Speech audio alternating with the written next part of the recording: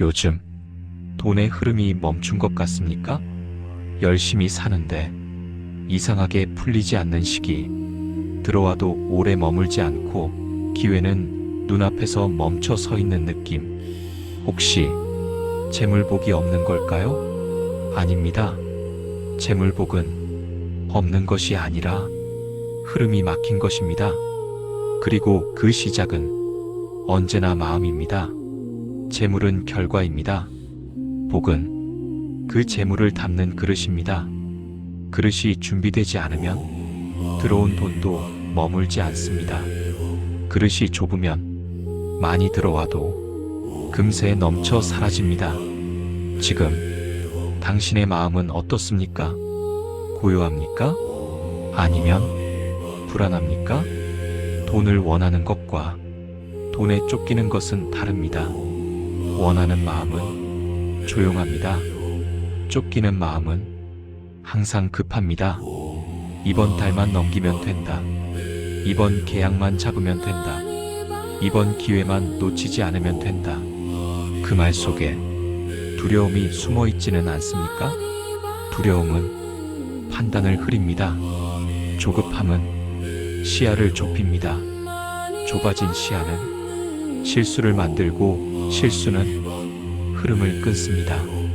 더 빨리, 더 많이, 더 크게 그 마음이 당신을 쉬지 못하게 하고 있지는 않습니까?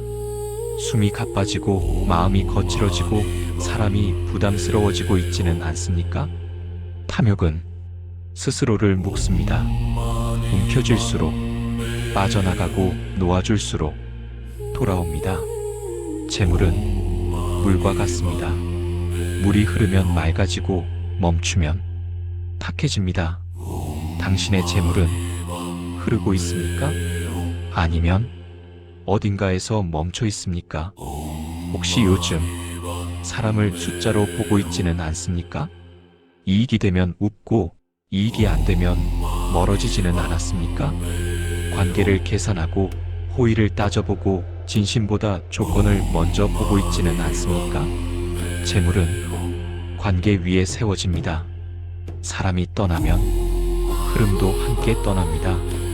작은 베풀음을 기억하십시오. 베풀음은 거창한 것이 아닙니다.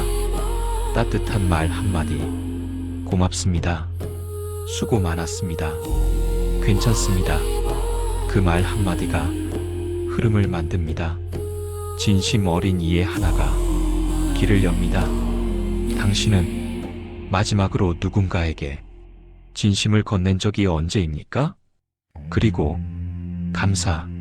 감사는 복을 담는 공간입니다. 지금 가진 것이 부족해 보일지라도 이미 가진 것을 바라보십시오. 숨 쉬고 있음을, 오늘 하루를 버텼음을, 다시 시작할 시간이 남아있음을. 감사는 그릇을 넓힙니다. 그릇이 넓어지면 복은 머물 공간을 찾습니다. 혹시 요즘 없는 것만 보고 있지는 않습니까? 남과 비교하며 스스로를 깎아내리고 있지는 않습니까? 비교는 마음을 조급하게 만듭니다. 조급함은 흐름을 막습니다.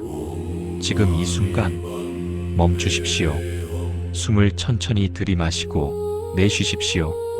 그리고 조용히 말해보십시오. 나는 이미 충분하다. 다시 한번. 나는 이미 충분하다.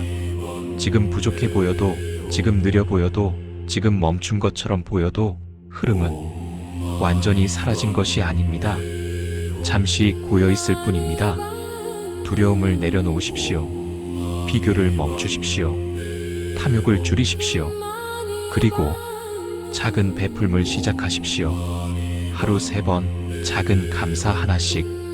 아침에 1번, 점심에 1번, 잠들기 전에 1번. 오늘도 버텼다. 오늘도 숨 쉬었다. 오늘도 기회는 남아있다. 재물은 쫓는다고 오는 것이 아닙니다. 준비된 마음에 머무는 것입니다. 당신의 마음은 지금 어떤 자리를 만들고 있습니까? 두려움의 자리입니까? 아니면 고요함의 자리입니까? 복은 머무를 자리를 찾습니다. 당신이 만드는 자리로 찾아옵니다. 오늘 이 순간부터 흐름은 달라질 수 있습니다. 작은 변화가 큰 흐름을 만듭니다. 작은 감사가 큰 복을 부릅니다. 작은 진심이 큰 길을 엽니다. 그리고 기억하십시오. 재물이 막힌 것은 벌이 아닙니다. 돌아보라는 신호일지도 모릅니다. 지금 이 말을 마음에 새기십시오. 나는 복이 머물 자리를 만들고 있다. 다시 한번, 나는 복이 머물 자리를 만들고 있다. 흐름은 이미 움직이기 시작했을지도 모릅니다.